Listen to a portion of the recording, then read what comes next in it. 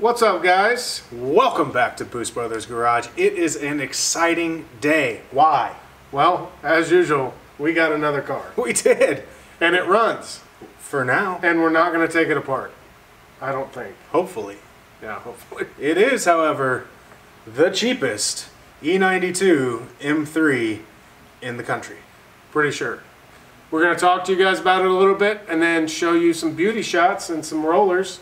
And donuts? We got to see if it does donuts. Stay tuned.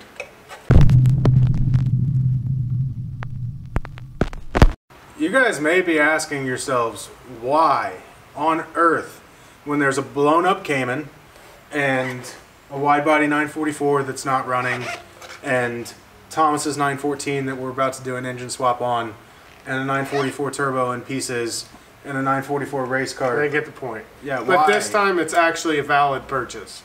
So I've been driving a 99 Silverado with 250,000 miles on it for 2.5 years. I think it's a Silverado. Silverado. And I was sharing daily driving duty with the Cayman, and then the Cayman blew up, and then I had to drive that piece of shit truck every day. And it was no fine. AC, right? The AC is out. Hot as balls in Cincinnati this summer. So long story short, I was supposed to buy this dude's Mazda 6. I'd been waiting for months, and then whenever I went to buy it, he backed out. My wife said no. So I got on Craigslist, and what do you know? I found the cheapest E92 M3 in the country. In Cincinnati, it just happens to have 150,000 miles. Yeah. But it's clean. Like, it's in really good shape. It's supposed to be all highway miles, and I think I believe them. I saw service records. I had some service records. By no means was it a full book from purchase to now, but I did see service records. Clutch has been replaced. Clutch has been replaced. Throttle actuators have been replaced.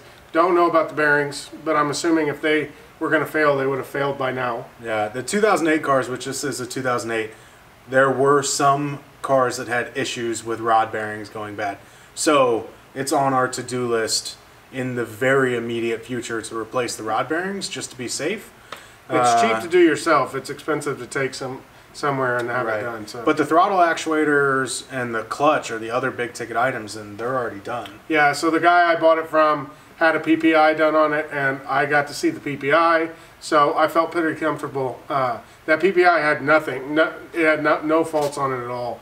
Yeah, I pulled the trigger. I felt pretty comfortable with it. Brand new Michelin Pilot Super Sports. Yeah. Well, they were brand new until like an hour ago. Well, should we cut to that footage now? Sure.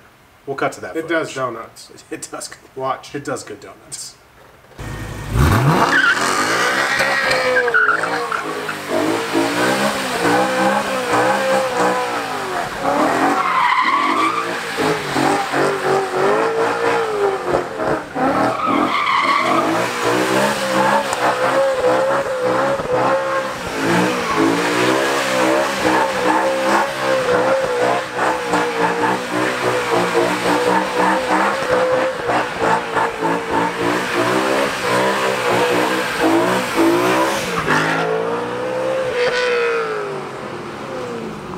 So needless to say, the tires, at least the rears, are not new any longer. If you turn traction control off on this thing, it is a bad word beast, is what it is. It's a monster. Oh my God. And it just revs to the moon. It's awesome.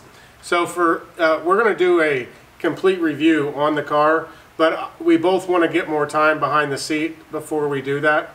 And we're also going to do a comparison between it and the Cayman, because surprisingly, they're two different cars, but they're actually very similar. I think they get cross-shopped a lot. As a matter of fact, when I cross-shopped them. Yeah. I was looking for a four-door E92 at the same time as I was looking for the Cayman. Just so you don't get hate, you said four-door E92. Or E93, or E90. We know it's an E90. Whatever, okay. Don't make fun of us, Beamer people.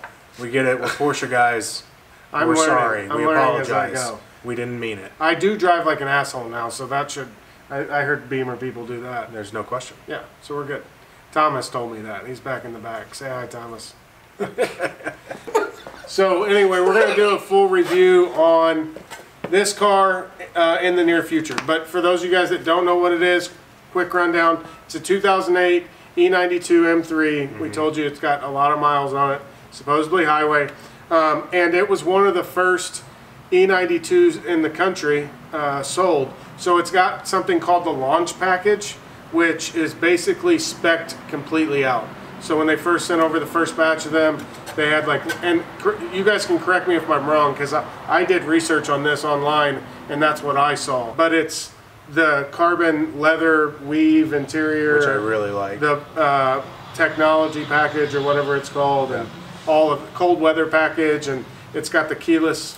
The technology package is where you get the M drive button and all that stuff. Gotcha. So anyway, we don't know anything about it except we're trying to learn. We don't know shit about shit. It's what it is super comfortable and it's fun to drive. And it's got a 4-liter V8 that revs to 8,500 RPM. 8,400, and makes 414 horsepower, and just has the most beautiful sound to it.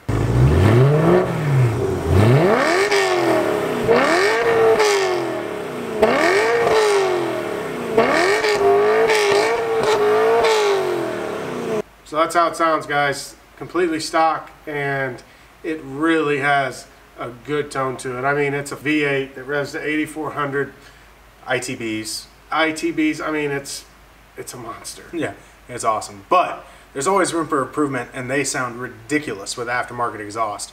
A lot of people just do test pipes, and that's something that we're considering. But we've also been talking to our friends at Soul Performance, and they are talking about developing a kit for the E90, E92 M's. And there's a chance that we could end up being the development car for that and get to go film the entire development process and be the first car to get one of their exhaust. That'd be cool, because we could do like a shop tour of Soul too. That'd be pretty cool. Yeah, it'd be awesome. Do you think it would shoot flames? I mean, I would hope so. The 911 does. The Cayman did. We'll post those videos up here. Yeah. So that's the car. And I think Zach's anxious to get back in it and drive it. He's been real excited about this purchase. I've had it for 4 days. Yeah. And I'm on my 3rd tank of gas. Oh yeah. It eats gas. Right. So anyway, thanks for watching, guys. If you're new to the channel and you want to follow along with the build and all the rest of the stuff we're doing, make sure to hit that subscribe button, click the notification bell, and we'll be seeing you next time.